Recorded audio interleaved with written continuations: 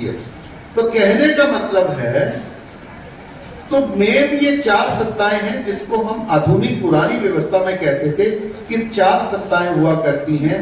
धर्म सत्ता, अर्थ सत्ता, राज सत्ता।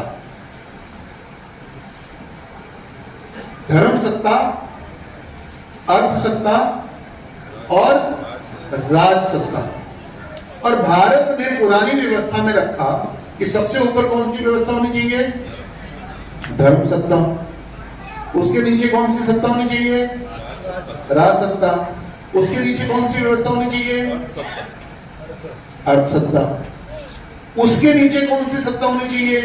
न्याय सत्ता, अर्थ सत्ता, उत्पादन सत्ता, वितरण सत्ता, कोष सत्ता, वगैरह वगैरह वगैरह। यानी इंसान के पूरे समाज को व्यवस्थित रखने के लिए जितनी भी संस्थाएं बनाई जाती हैं वो इसके नीचे होगी। पर सबसे कौन सी ऊपर कौन सी होगी? धर्म सत्ता। और धर्म सत्ता में किसको विराजमान किया गया?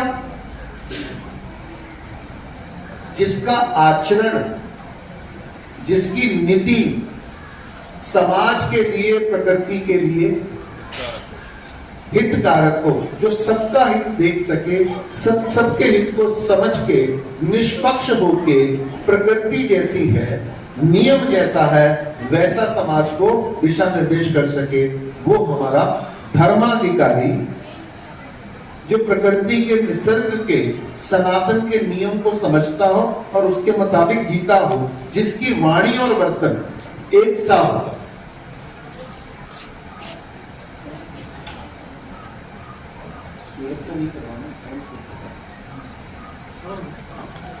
किसका? 3 लोगों का। संजीव शर्मा, संजीव बताना क्या? ठीक है।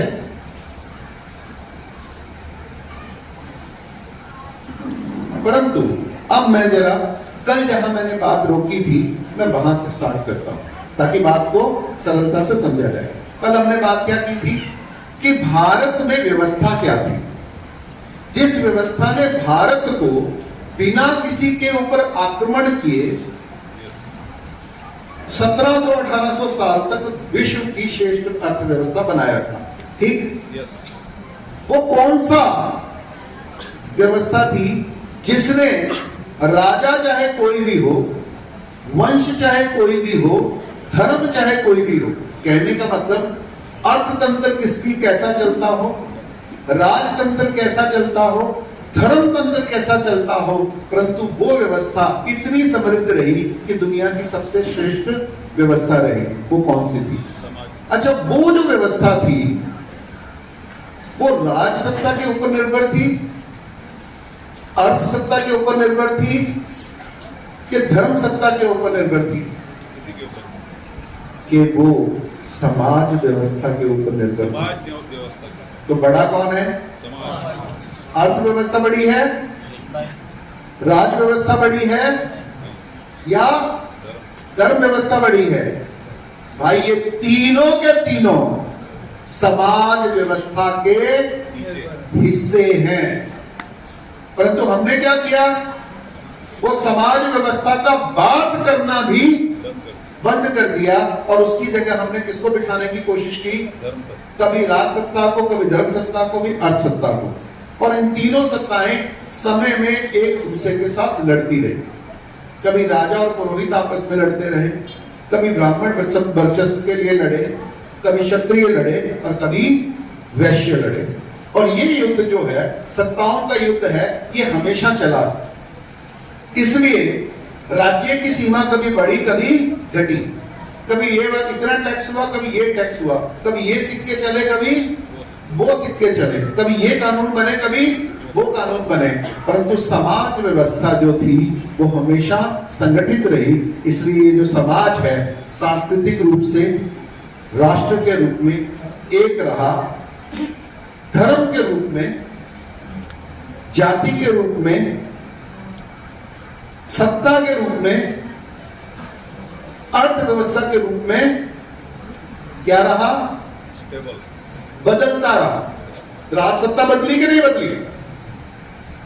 अर्थ सत्ताएं बदली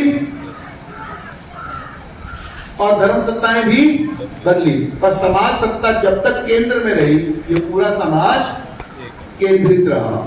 ऐसा 1750 तक चलता।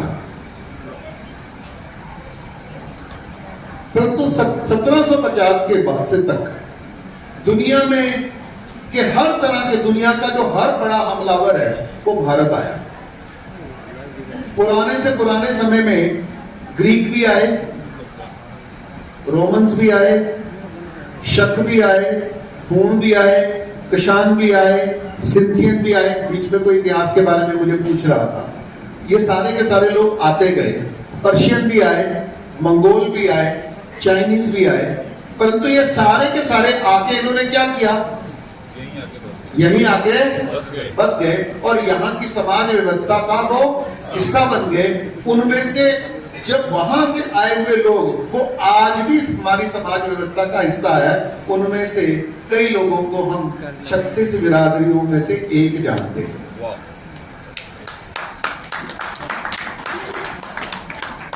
जिसको हम गुजरात में जाते हैं ना, लोहाना बोलते हैं। सुना है नाम लोहाना? वो कौन है? वो ग्रीक है। कौन है? ग्रीक है, रोमन्स है। अभी भी बंजारे होते हैं ना, ये जो बंजारे हैं जो अभी भी अपना काफिला लेके चलते हैं और हथियार और औजार और चाकू बनाते हैं, खेती के यंत्र बनाते हैं, ये लोग कौन है? ये बंजारे हैं, ये जिप्सी हैं।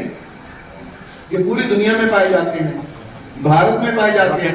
अंग्रेजों ने प्रचार ये किया था ये साइबेरिया से आके भारत में बसे, परंतु उनका जेनेटिक इंजीनियर से पता चला कि नहीं, यहां से ये पूरी दुनिया में फैले। इनको रोमा कहते हैं, वहां इनको रोमा कम्युनिटी कहते हैं। तो कहने का अर्थ है कि भारत में उसी तरीके से जिनको हम शक कहते हैं, सिंथियन कहते हैं, जाटों में बहुत बड़ा वर्ग उनका पाया जाता है। जिनको गुर्जर कहते हैं, ये हूणों के साथ इनका संबंध देखा जाता है। तो हमारी किसी न किसी विदेशी दुनिया भर के जो लोग हैं, उनके सबके अंश भारत में पाए जाते हैं। पूरी दुनिया में अव्यवस्था का कारण थे, परंतु जब भारत में आए, उन्होंने भारत की व्यवस्था को देखा, वो इस व्यवस्था का हिस्सा बन गए। जब वो भारत में आए थे आक्रमण कर बन के, परंतु भारत में रहकर वो भारत के रक्षक बने।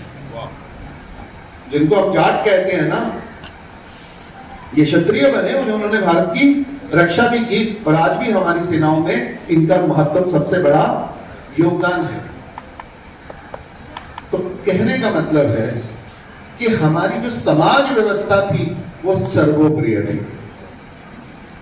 अर्थव्यवस्था, राज व्यवस्था, धर्म व्यवस्था तो बदलती रहती है और हमारी व्यवस्था जो समाज व्यवस्था थी वो उत्पादन आधारित थी, जहां हर व्यक्ति उत्पादक था।